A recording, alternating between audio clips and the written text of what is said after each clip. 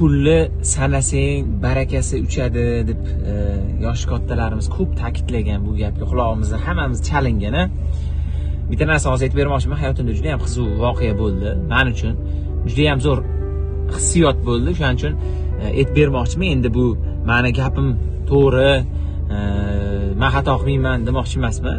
Xato gapirgan bo'lishim mumkin balkim, o'shaning uchun men ham bandaman. Endi agar qanaqadir fikr yoqqan bo'lsa, o'zingizlarga olasizlar. Xullas, men avvallari pulimni sanab, guli-guliga to'g'irlab, necha pul turibdi, demak shuncha yana kerak, bu yoqqa berishim kerak, buni arendaga berishim kerak, bu yoqqa berishim kerak, bu yoqqa berishim kerak deb ko'chaga chiqib, erkak kishilar bu his-tuyg'uni tushunadi, tirikchilikda yuramiz.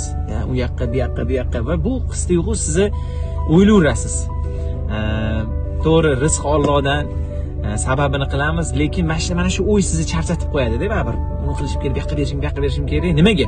Siz uyingizda necha pul borligini bilasiz.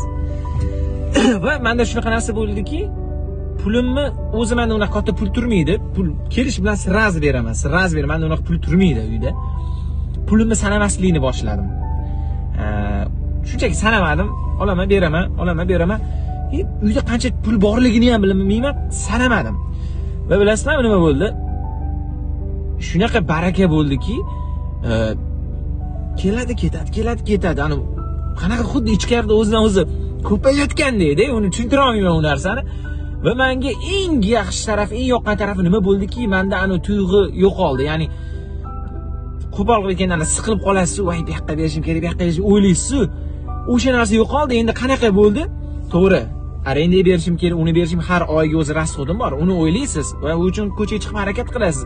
Lekin, uyimda shuncha turibdi-da, yetmayapti degan narsa bo'lmadi. Harakatimni qildim, uyda qancha borligini bilmayman. Uyga kelaman, olaman yetadi.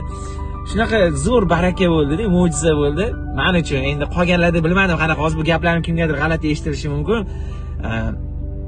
Misol uchun hozir kimdir aytishi mumkin, u pul topganingizdan keyin bo'ladi-da, bizda ham bunaqa, gap unda emas. Oldin ham qanaqa topgan bo'lsam, hozir ham shunaqa bo'lyapti. Harakatim oldingidagi bir xil, lekin barakada gap aytmoqchiman-da. O'sha gapni tushundim. Pulni sanasang barakasi qochadi degan gapni balkim to'g'ri tushundim deb o'ylayman. Rizqingga kafilman degan, shuning uchun sababini qilaveraylik, beradi. Xullas, mana shunaqa, shuni bir ulashib dedim sizlar bilan. Yoqsa bitta like bosib qo'yasizlar. Agar xato gapirgan bo'lsam, kamchilik uchun uzr so'rayman. Kuninglar yaxshi o'tsin do'stlar. Bugun havo juda ham zo'r. Sog' bo'linglar, salomat bo'linglar.